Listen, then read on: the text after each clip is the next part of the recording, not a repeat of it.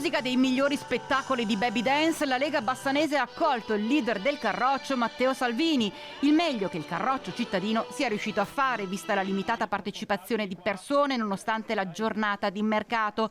Al gazebo allestito in Viale delle Fosse solo i soliti noti. Sindaci del comprensorio, qualche assessore, qualche consigliere, qualche nostalgico, ma non i numeri che ci si sarebbe aspettati con l'arrivo di Salvini a Bassano. Bassano definita addirittura da qualcuno trionfalmente roccaforte della Lega, con tanto di sindaca leghista, con tanto di presidente del Consiglio Comunale leghista.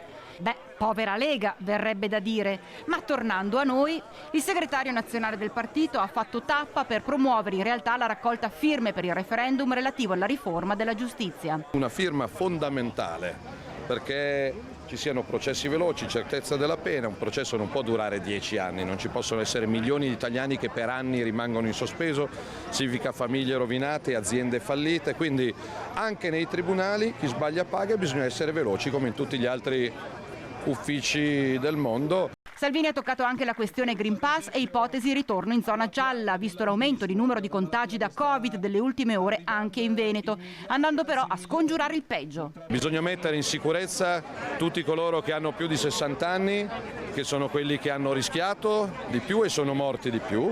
Quindi invitare tutti coloro che ancora non l'hanno fatto a vaccinarsi, quindi completare l'opera di vaccinazione su coloro che sono a rischio, i nostri genitori, i nostri nonni, senza complicare la vita ai giovani che hanno sofferto per 1 anno e mezzo. Quindi non si torna in zona gialla, non c'è il pericolo di tornare in zona gialla? Tutti i governatori di tutti i colori politici di tutta Italia dicono che bisogna passare dal criterio dei contagi al criterio dei ricoverati, come è giusto che sia, e quindi conto che sia un'estate sana, sicura e di lavoro.